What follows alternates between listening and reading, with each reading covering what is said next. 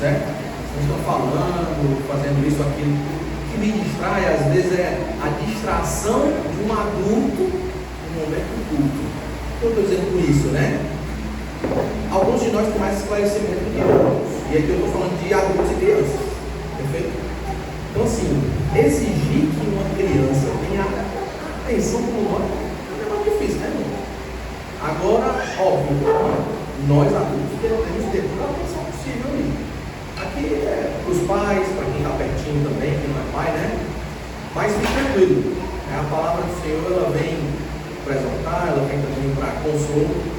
Então, aqui não entendam essa palavra pastoral aqui como puxando a orelha. É só para vocês ficarem tranquilos. Eu já estou acostumado, certo? Lá na Cairóis, que é aqui pertinho, nós somos vizinhos do bairro Vila Manossático, né? Nós já estamos habituados há uns anos já com as crianças de Deus. Tá bom? Agora, sem mais delongas, depois nós podemos conversar um pouco, eu posso me apresentar para quem quiser começar. Vamos abrir a palavra de Deus em Romanos capítulo 13.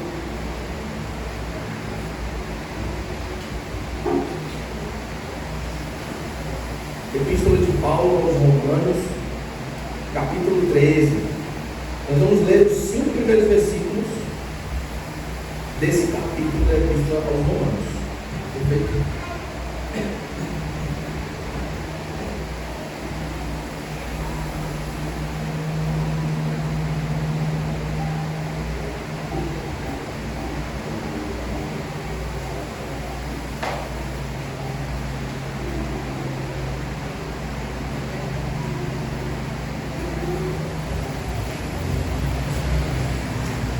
Romanos, capítulo 13, do versículo 1 ao 5, diz assim.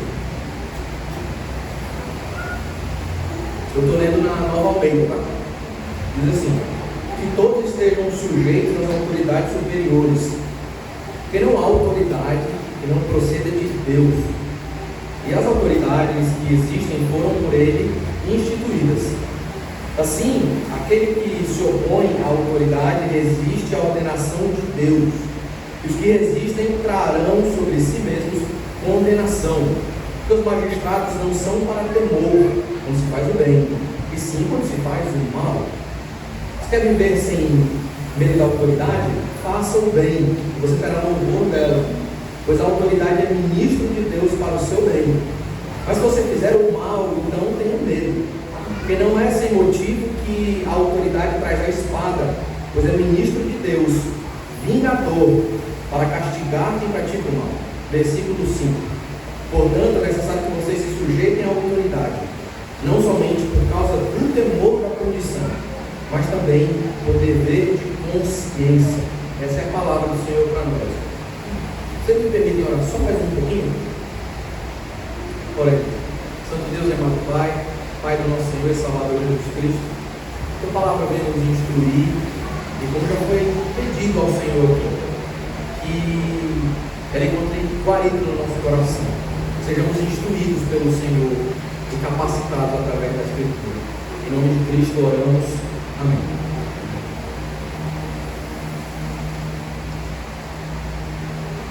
Meus irmãos,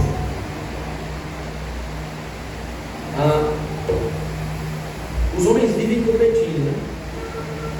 E em várias áreas. Agora veja, com isso, eu não quero dizer que os homens viverem competindo seja algo per si, propriamente por isso, né? Por competição ruim. Competir por si só não é ruim. Perfeito? Vamos dizer assim, usando os termos mais simples. Há competição boa e a competição danosa. Ok? Em várias áreas. Por exemplo, vou perguntar aqui quem é o torcedor, aquele torcedor mesmo dado pelo seu time, que se entrega ao seu time. Pois é, olha aí, já estão apontando aí quem é o torcedor mesmo, quase fanático, né? Pois é. Eu ia perguntar talvez quem torce Fortaleza, né? Eu sou bonzão. Eu sofro o Ceará. Entendeu? Eu não torço o Ceará, eu sofro o Ceará, não posso negar. A gente chora, mas a gente sofre. A gente torce, perdão. E nisso a gente vai competir um pouquinho, né? Mas é aquela competição saudável, quando a pessoa não tem o esporte ou o seu time como um ídolo.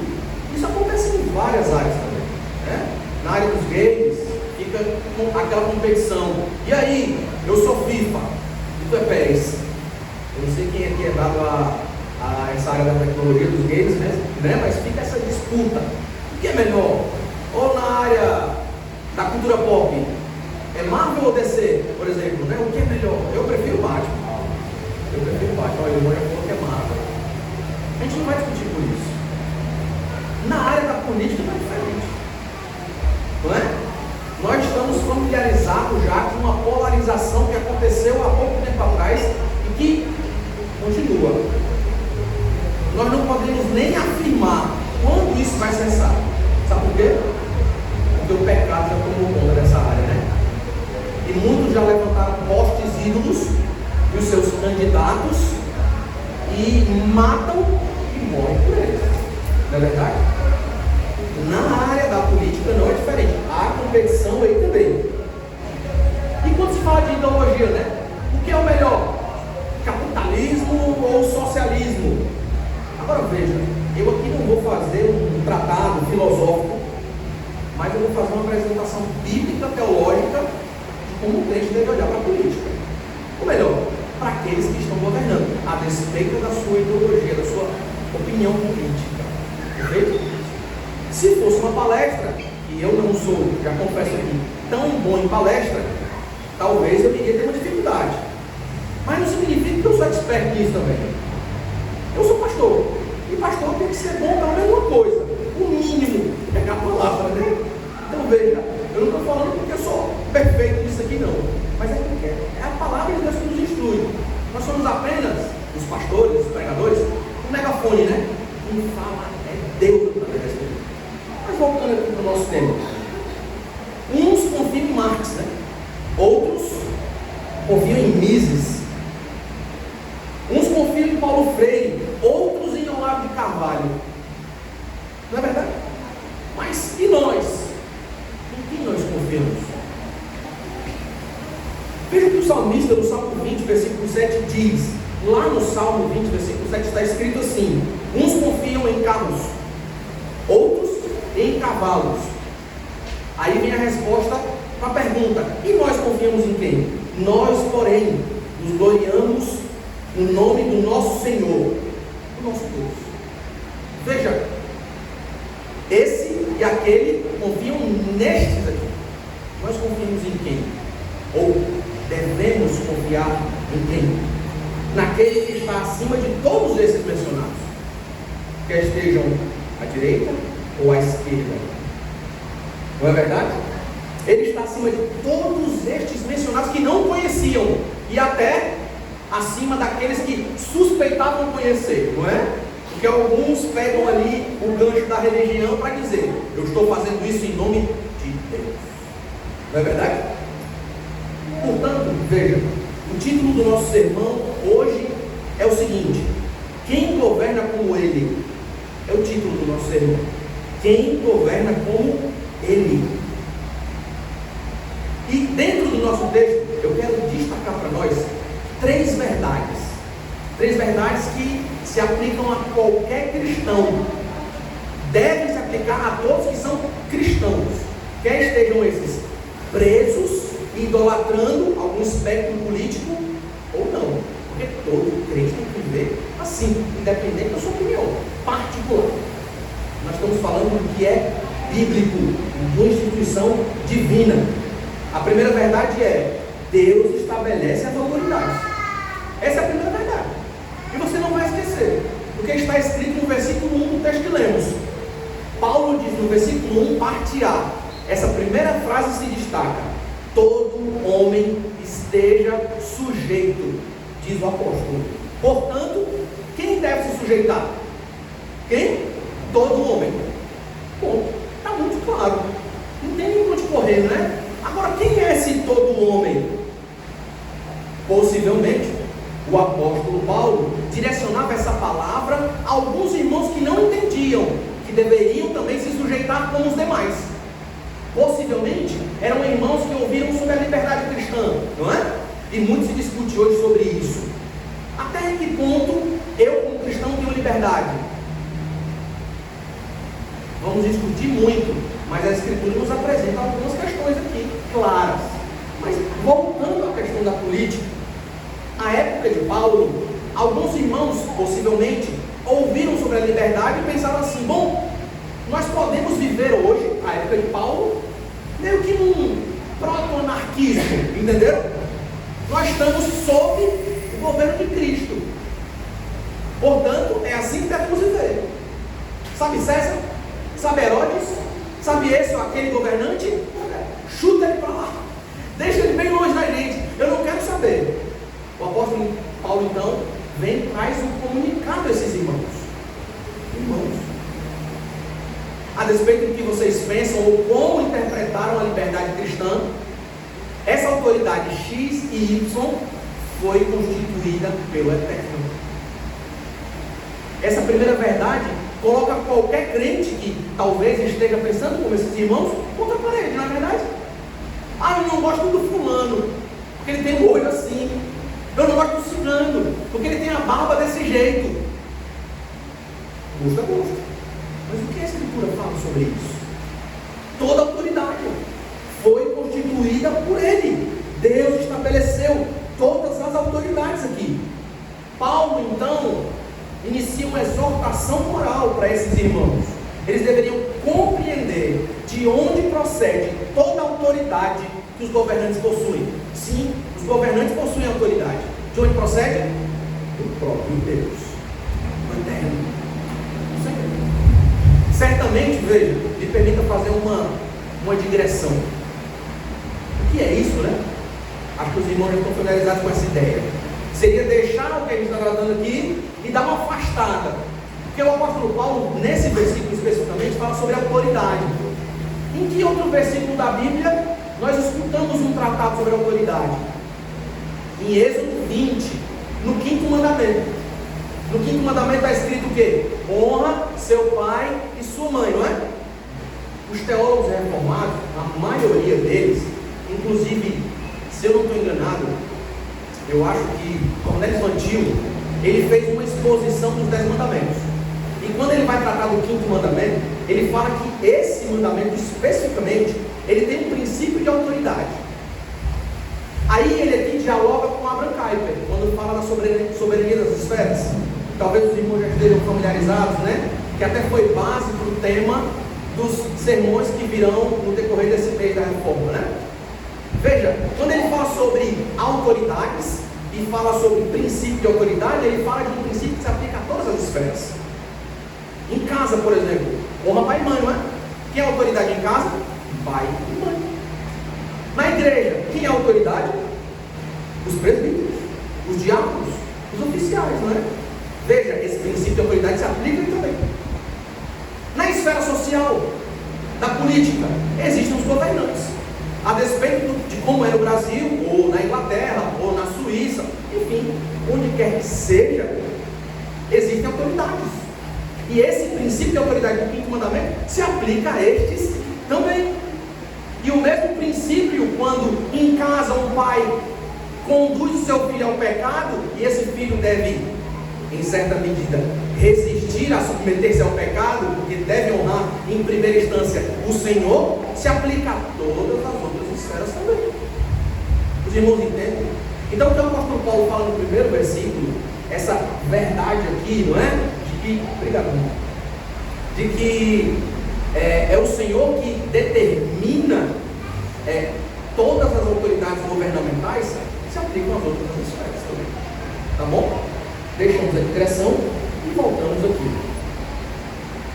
Desse modo, irmãos, ao nos sujeitarmos, em outras palavras, aceitarmos a autoridade estabelecida, estamos nos sujeitando ao decreto do Eterno, em qualquer modelo político em vigor em determinada nação. Ali, Deus constituiu aquele governante como autoridade. Pode ser nos Estados Unidos, pode ser na China, Brasil ou Portugal, independente da era que for, não é? Tanto como na antiga Roma, como na monarquia judaica. Não há um modelo político sagrado, os irmãos entendem? Não há um modelo político sagrado, mas há sim uma autoridade sobre todos. É o que a Escritura nos apresenta. Ah, pastor, muito curioso, um estudante da Bíblia como sou, eu sei que Deus constituiu um rei para Israel. Ah, rei diz respeito à monarquia, portanto, eu devo ser um monarquista. Calma lá, não é por aí. Se você lê a Escritura e você vê todo esse progresso da redenção e do que Deus realiza na história do seu povo, em primeiro lugar, o Israel étnico e hoje o Israel espiritual, que somos nós, não é? Os eleitos de Deus, na presente dispensação, você sabe que Deus não abençoou a monarquia porque, não, é porque tem que ser esse modelo. O povo escolheu isso porque olhou para os outros povos. E Deus, por misericórdia, permitiu isso. Não é verdade? Mas ainda por misericórdia, o povo tendo escolhido o caminho errado, o caminho com muitos defeitos, Deus disse, há tempos antes, com o patriarca Jacó, o cetro não sairá de Judá. Um rei sairá desta tribo. Veio Davi, apontando lá para o nosso Senhor Jesus Cristo no Novo Testamento, na Nova Aliança. Não é verdade? O Senhor, Ele não constituiu um modelo político. Não há, repito, para ficar bem claro, um modelo político sagrado. Mas há sim uma autoridade sobre todos. Bem, mas o nosso texto fala tanto para nós, os que devem submeter, como para eles. Eles quem? Né? As autoridades constituídas. No versículo 1, parte A, como li, diz o que nós já tratamos aqui, não é?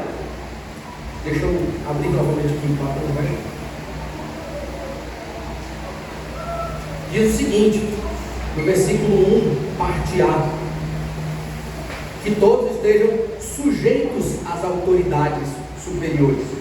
E na parte B do versículo 1 está escrito assim: e as autoridades que existem foram por ele instituídas. Toda a autoridade foi por ele instituída. Absolutamente toda a autoridade. O que se aplica, como já mencionei, a todas as esferas de soberania. Como diz o apóstolo Pedro, na epístola que escreveu, a primeira, capítulo 2, versículo 13 e 14. Me permita ler, diz assim: sujeitar-vos a toda instituição humana por causa do Senhor, quer seja ao rei como soberano, quer às autoridades, podem ser até inferiores a ele, ao rei, mas são superiores a nós, como enviadas por ele, não pelo rei, mas pelo Senhor, tanto para castigo dos malfeitores, como para louvor dos que praticam o bem. O apóstolo Pedro está ecoando as palavras do apóstolo Paulo em Romanos 13, você percebe? Do versículo 4 ao 5. Você não precisa temer se você faz o bem. Pelo contrário, essa autoridade constituída pelo Senhor, o que ela vai fazer? Ela vai louvar os que fazem o bem. Maravilha, é isso aí. Mas sabe o que Pedro comunica aos irmãos na Ásia Menor? Ele comunica algo grandioso e desafiador do versículo 18, do mesmo texto lido. Ele diz assim: servos, sede submissos com todo o temor ao vosso Senhor. Beleza. Aí você pressupõe: esse Senhor é uma maravilha, né? Esse Senhor cuida de mim muito bem. Calma que Pedro não compreende. Ele diz: não somente se for bom e cordato, mas também ao perverso. Aí pegou a gente, né? Aí pegou porque o apóstolo Pedro, ele não faz rodeio. Ele escreve uma epístola pequena, mas ele é objetivo. Servos, sejam assim. Vocês podem até esperar alguma coisa do Senhor de vocês. Eu não estou nem dizendo, não esperem tanto. Mas caso ele não seja bom, pelo contrário, não é nem mais ou menos. Se ele for um perverso, ainda assim, mantenha-se como você é. Você é um servo, a despeito do que seja o seu Senhor. Então essa palavra é mais para os servos do que propriamente para os senhores. Tudo bem? Quer sejam bons ou ruins, o Senhor estabeleceu essas pessoas com autoridade. Aí você se pergunta: para qual propósito? Para qual propósito foram estabelecidas? Com base nessa teologia bíblica, Abraham Kuyper, já mencionado aqui, afirma e tomamos como resposta. Diz Kuyper: tudo isso está determinado e apontado por Deus pelo conselho oculto da sua providência. E como podemos concluir, a providência de Deus tem notas doces como entretons amargos, não é? É que nem tomar um café. Sabe aquele café especial que você gosta de tomar? Que hoje já virou da cultura pop, né? Você senta no sofá e pergunta: ele gosta de tomar café? Gosta. Com açúcar ou sem? A pessoa já fica logo preparada. Eu respondo com ou sem. Se eu responder com, a pessoa vai falar: vixe, então tu gosta de tomar café de verdade? Não, pera lá. Não, você não conhece os tons do café de verdade. Você toma o robusta. Passa pro lado de cá. Vem pro 100% arábica. Vem pro café especial. Não é? E é maravilhoso tomar café especial. Sim, e de fato eu tomo sem açúcar. Mas eu não recrimino quem toma com açúcar. Tá bom? Assim como eu não recrimino o paraense que toma açaí com açúcar. Eu morei 10 anos no Pará, eu já acostumei a tomar açaí zero açúcar. Puro, sem açúcar, com farinha d'água e peixe frito, charque frito, como um papa chibé mesmo. Só que tem gente que eu amo muito, paraense mesmo, da gema, que toma açaí com açúcar. Minha esposa é paraense, minhas filhas são paraense, ela gosta de açaí com açúcar. Eu discuto por isso. E briga. E ela de fato é paraense, eu sou só enxertado na videira, né? Ou no açaizeiro, melhor dizendo. Bom, mas voltando aqui para o nosso texto.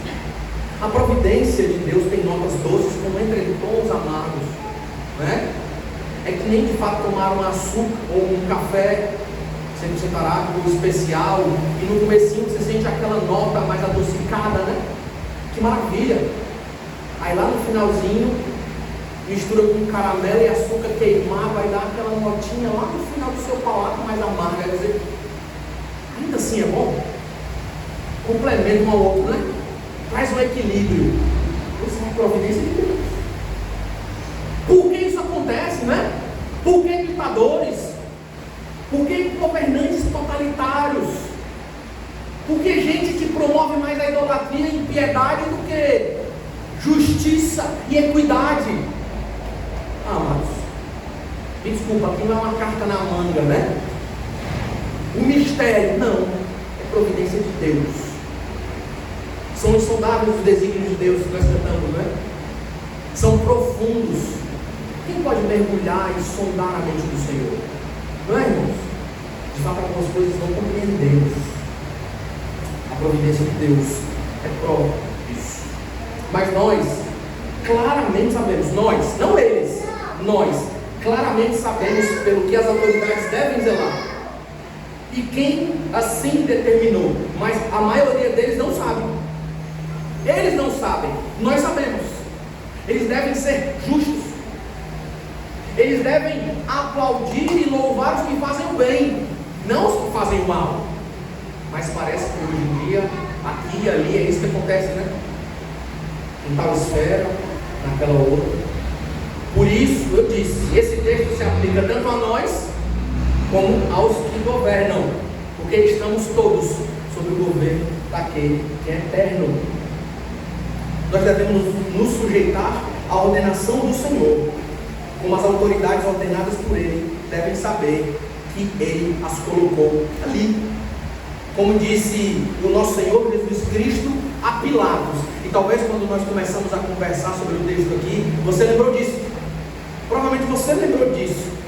Lá no Evangelho de João, capítulo 19, em 2 versículos, o 10 e o 11, o nosso Senhor Jesus Cristo, dialogando com Pilatos, governante romano, diz as seguintes palavras: então Pilatos o advertiu. Pilatos se dirige ao próprio Deus. Olha o que Pilatos fala ao próprio Deus: não sabes que tenho eu autoridade para te soltar, ou autoridade para te crucificar?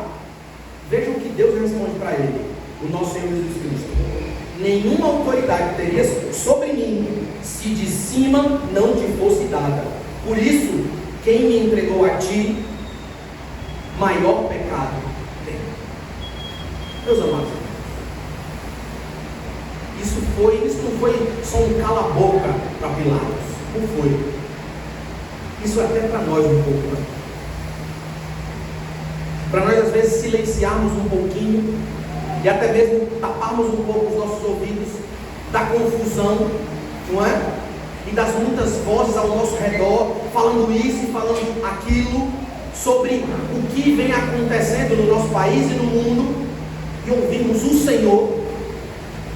Tudo que tem acontecido está sob o governo do nosso Senhor. É um fato. Mesmo que essas autoridades governamentais não admitam estar sob o governo do Eterno, nós sabemos que existe. Não adianta. Foi o Senhor que os colocou ali. Mas, e se nós não aceitarmos? Ah, meu irmão, eu não aceito. Sabe, eu sou que nem uma criança. Eu estou batendo o pé. Não aceito, não aceito, não aceito. Essas perguntas nos guiam para o segundo ponto do texto, que é: opor-se às autoridades é opor-se a Deus. Opor-se a essas autoridades é opor-se ao Senhor. Me permita ler Salmo 22, versículo 28. Diz assim: pois do Senhor é o reino, é Ele quem governa as nações. E no Salmo 66, versículo 7: Ele, em seu poder, governa eternamente. Os seus olhos vigiam as nações. Não se exaltem os rebeldes. Nesses textos, em alguns outros, nós somos apresentados a quem de fato governa. A quem de fato devemos entender. Ele governa. Não esses homens que acham que possuem o cetro e fazem o que quiser. Não esses homens que tentam construir uma Babel e chegar até o céu e declarar: sim, eu tenho autoridade sobre todo o universo e criação. Não, irmãos. Não. Nós sabemos quem governa.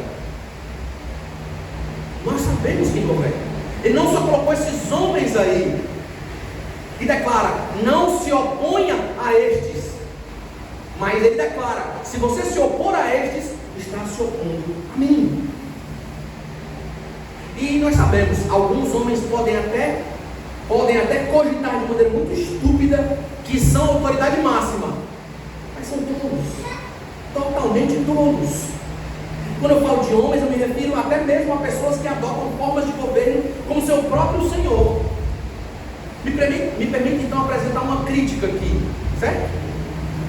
Nós temos como exemplo a democracia, onde a máxima da democracia é, abre aspas, todo o poder emana do povo.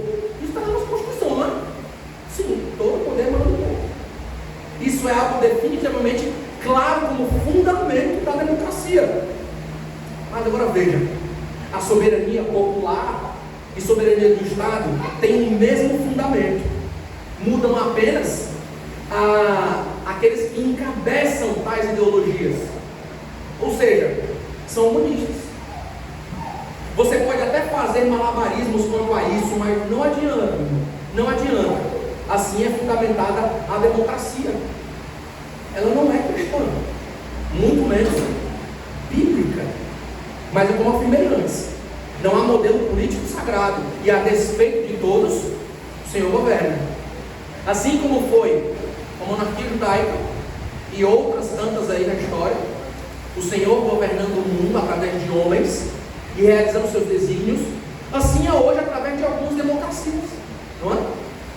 Não é por isso que você tem que depor a democracia e falar: bom, vamos agora estabelecer o nosso governo.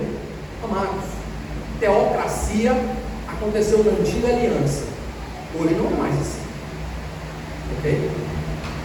Por isso, opor-se à autoridade estabelecida, quer seja boa ou má, é opor-se à vontade determinada pelo Senhor, como está no versículo 2 de Romanos 3. Esse texto é para nós, que estamos diretamente ligados ao governo de Cristo e sob a autoridade dele, pois confiamos no que a palavra de Deus afirma. Nós devemos esperar que os governantes sejam ministros do bem, que os praticantes do mal temam, pois sejam unidos com a espada dos governantes, caso pratiquem o mal. A despeito do que a gente vive hoje, Essa é a verdade apresentada na Escritura. Mas, e quando os governantes não são bons? O que a gente vai fazer, não? Eu devo resistir ou me submeter? Como resistir e como me submeter? Bem, em primeiro lugar, o Senhor não deixa de governar acima de todos, mesmo que um ditador esteja administrando uma nação. Olhe para a Coreia do Norte, por exemplo. Existem cristãos ali. Olhem para a China, por exemplo. Existem cristãos ali. E eu já ouvi missionários na China e já ouvi de missionários que trabalham na Coreia do Norte sobre o cristianismo ali. Grandes desafios, grandes lutas, mas os irmãos continuam firmes. Por quê? Eles sabem quem está acima desses homens que governam. Eles sabem quem está acima desses ditadores e desses que acham que têm poder sobre tudo. O Senhor está acima. Em segundo lugar, nós temos os textos que já foram lidos aqui. Pedro fala aos irmãos da Ásia Menor: vocês têm que ser submissos às autoridades. Vocês têm que ser servos fiéis, a despeito do agir dessas autoridades constituídas pelo Senhor. Sejam servos fiéis, mesmo que existam homens perversos. E, irmãos, para além das discussões filosóficas que existem sobre isso, nós devemos partir do que as Escrituras nos apresentam, principalmente se um governante for ímpio, mesmo que não seja um ditador. O fulano não é crente, né? É aquele velho, ele rouba, mas faz. Conhecido por todo mundo, né? Quem trabalha aí com o público, quem trabalha na área do comércio e tudo mais, né? Ou trabalha como motorista e tudo mais, sempre está ouvindo conversas sobre diversos assuntos. Aí quando se fala de política, é pronto. Não, fulano rouba, mas faz. É isso que importa, né? Calma, calma. Para além das discussões que existem, nós devemos partir do que as Escrituras nos apresentam, principalmente se os governantes forem ímpios, mesmo não sendo ditadores. Em Romanos 12, versículo 17, 18 e 19, diz assim: não torneis a ninguém mal por mal, esforçai-vos por fazer o bem perante todos os homens. Se possível, quanto depender de vós, tende paz com todos os homens. Não vos vingueis a vós mesmos, amados, mas dai lugar à ira, porque está escrito: a mim me pertence a vingança, eu é que retribuirei, diz o Senhor. Meus irmãos, o inimigo, ele é inimigo, tanto do Senhor quanto da sua noiva, do seu povo. Se alguém milita contra a igreja, se alguém milita contra o povo de Deus, o povo da aliança, milita contra o próprio Deus, e vice-versa. Milita contra o Senhor, milita contra a sua noiva, o seu povo. Mas o fato dele ser inimigo não muda o papel que devemos preservar. Nós somos os que vencem o mal com o bem. É isso. Fazer oposição ao pecado declarado como governante não é ir contra os desígnios do Senhor. O fulano é um idólatra, é um pagão. Não, eu tenho que ficar em silêncio, né? Porque se eu falar isso, eu estou me opondo aos desígnios de Deus. Pelo contrário, nos desígnios do Senhor, na sua lei já é apresentado o parâmetro. Se é ímpio, é ímpio. Se é pagão, é pagão. Ponto final. Mas qual a nossa atitude para com ele? Paulo fala a Timóteo que ele deveria orar pelas autoridades instituídas pelo Senhor. E veja, onde estava Paulo nesse momento? Ele estava desfrutando de liberdade, né? Não, irmãos. E ele ainda fala a Timóteo: Timóteo, ore. Mas ore com esse propósito, para que a gente possa viver tranquilo, né? É César, é um pagão, ele está ali colocado pelo Senhor. Sim, ore para a gente viver tranquilo. Ore. Ele não sabe por que governa, ele não sabe quem o colocou ali, mas independente do que ele pensa, Cristo, o nosso Senhor, governa. É isso que cabe a nós, que progredimos com o reino do Senhor. É isso que cabe a nós, irmãos. Aqueles que devem buscar vencer o mal com o bem. É isso que nos cabe. Com isso devemos estar preocupados. Portanto, resistir ao pecado das autoridades não é opor-se aos desígnios do Senhor, pois isso não mudará o fato de que nós somos os que esperamos a justiça daquele que governa sobre todos. Agora, como é que eu posso aceitar isso? Como posso me sujeitar à vontade do Eterno? Nós vamos então para o terceiro e último ponto. Sujeite-se de consciência à autoridade de Deus. Tem que ser de consciência. Você vai já entender. No versículo 5, parte A está escrito: é necessário que lhe estejais sujeitos, não somente por causa do temor da punição. Você não pode se sujeitar às autoridades por medo. E o sujeitar-se por medo pode levá-lo a ficar em silêncio diante do pecado de alguém. E aqui ele não fala do pecado particular dele. Eu falo de pecados que alguns cometem, que levam tantos outros a sofrerem. Centenas, às vezes até milhares de pessoas a sofrerem. Por exemplo, como os governantes devem tratar os pobres. Você já leu na Escritura, não é? E você já viu na Escritura, no Antigo Testamento, no Decálogo ali, e no desenvolvimento teológico do Decálogo, que Deus se preocupa com os pobres, com os injustiçados. Sim ou não? Claro. Então os governantes devem governar para os pobres, só para eles.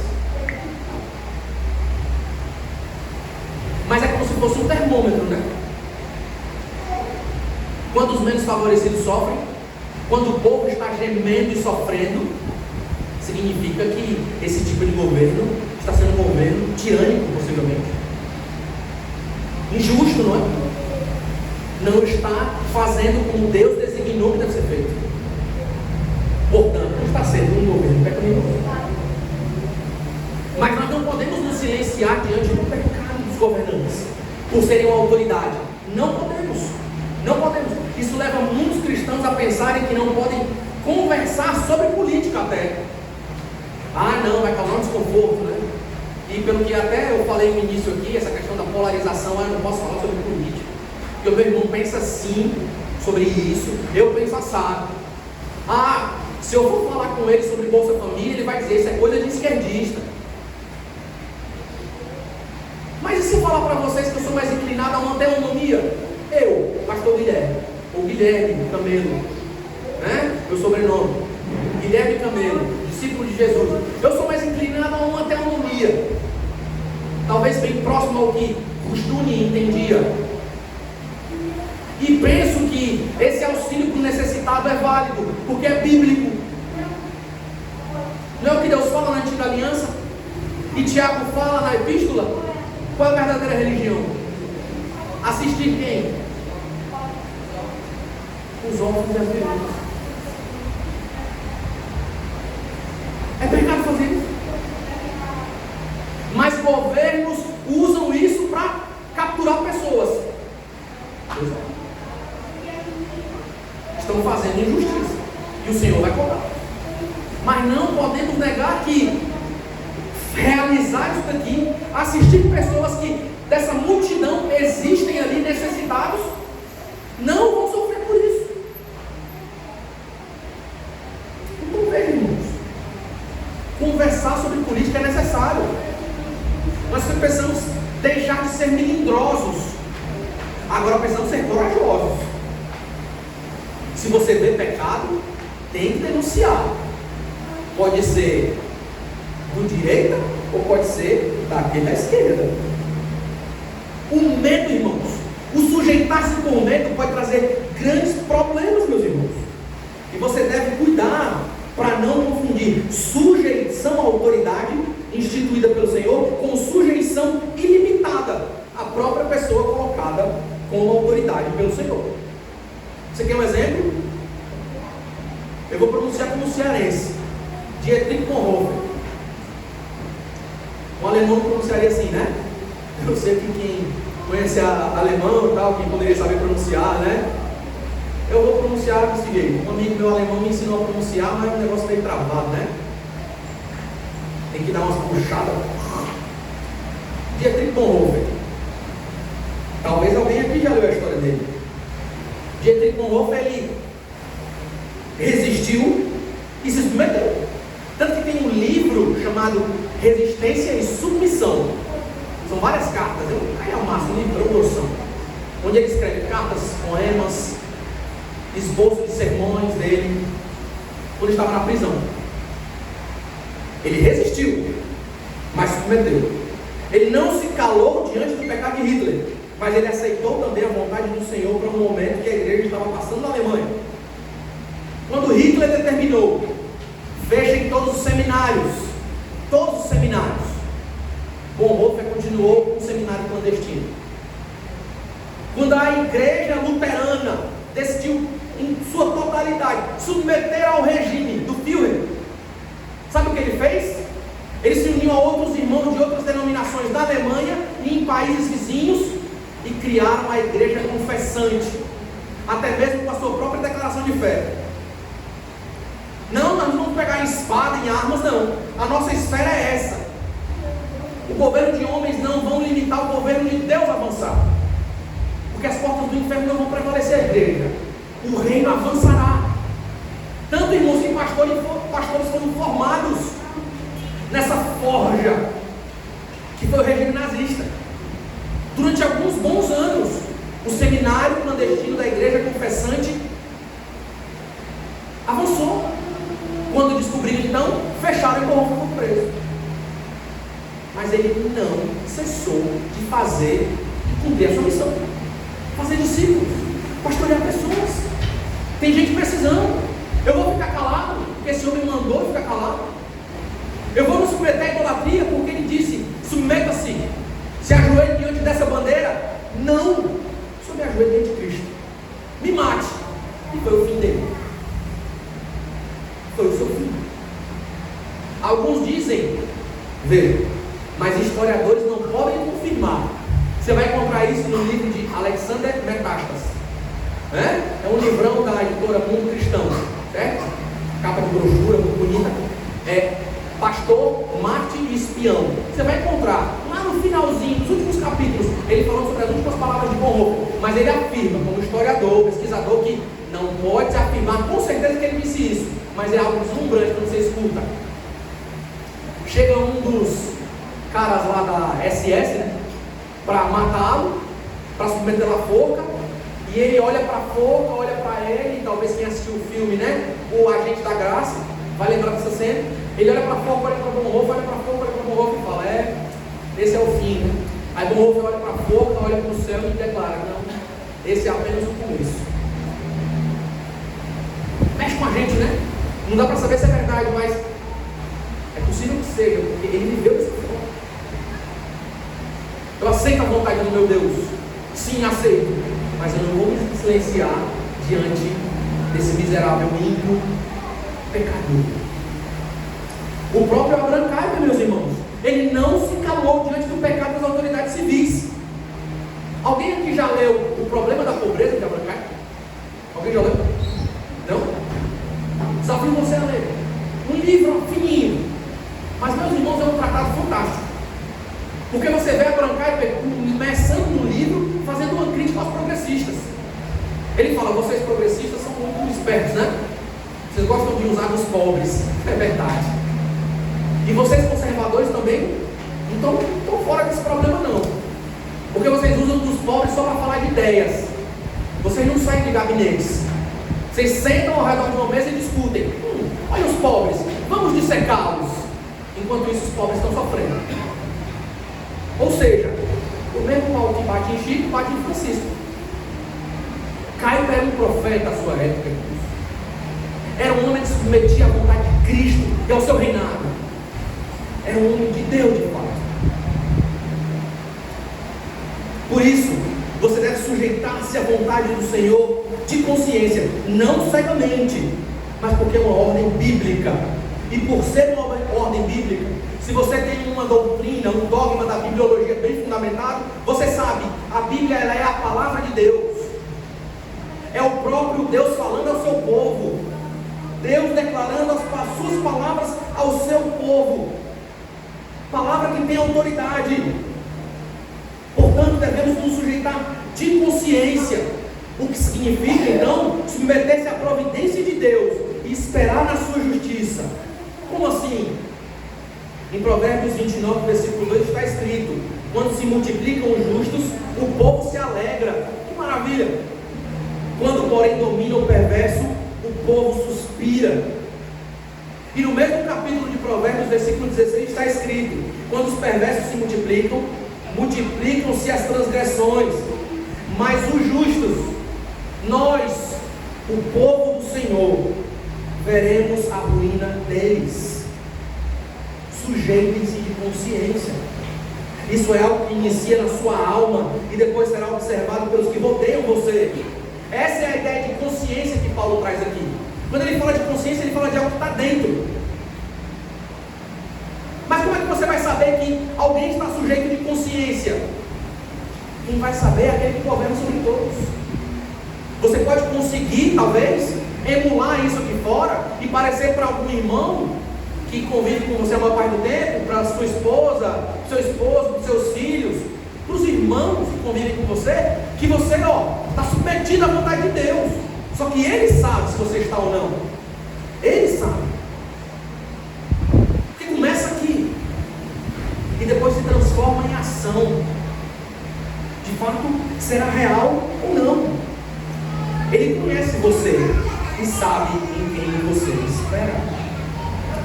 Concluindo então, irmãos, no Salmo 37, do versículo 1 ao 9 está escrito, diz assim a palavra do Senhor: olha, não te indignes por causa dos malfeitores, nem tenha inveja dos que praticam a iniquidade, pois eles dentro em breve definharão como a relva e murcharão como a erva verde. Confia no Senhor e faz o bem, habita na terra e alimenta-te da verdade. Agrada-te do Senhor e Ele satisfará os desejos do teu coração. Entrega o teu caminho ao Senhor, confia nele, e o mais Ele fará. Fará sobressair a tua justiça como a luz e o teu direito como o sol ao meio-dia. Descansa no Senhor e espera nele. Não te irrites por causa do homem que prospera em seu caminho, por causa do que leva a cabo os seus maus desígnios.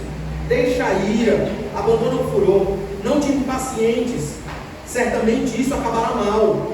Porque os malfeitores serão exterminados, mas os que esperam no Senhor possuirão a terra.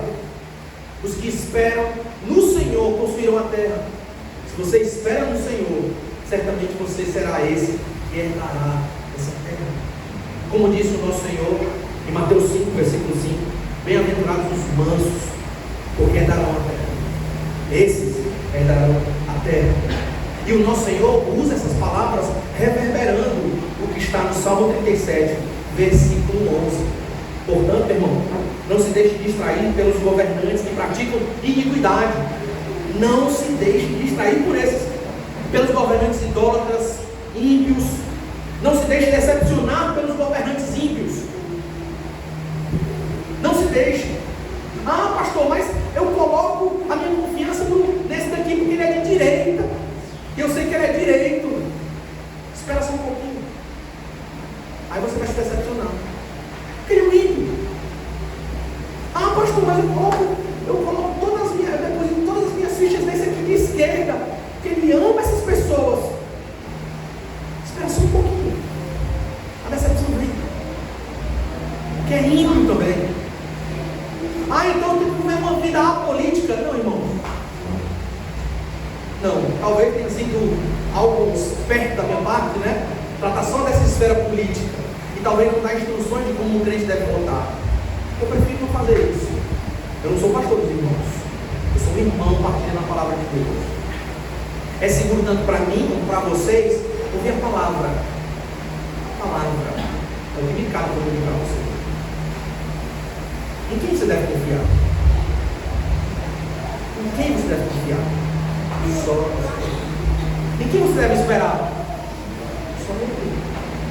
Quem governa sobre todos? Ele divide sua glória, o seu trono com alguém? Quem está à destra do Pai? Senão o nosso Senhor Jesus Cristo. Ele divide a destra do Pai com alguém? Por acaso quando Tiago e João perguntaram: posso sentar aqui e ali, Senhor? E até mesmo seus pais perguntaram: sim, vamos tratar da posição dos meus queridos. O que o Senhor falou? Vocês são tolos, vocês não sabem o que é. Vocês estão tão seguros aí esperando na providência de Deus Pai? Vocês estão tão seguros aí, esperando na providência de Deus Pai? Esperem nisso, esperem nisso. Por isso confie somente nele, naquele que governa sobre todos, inclusive sobre eles, os que governam. Quem governa como ele? Né? Quem governa como ele? Ninguém. Amém? Vamos orar? Me permite fazer uma oração?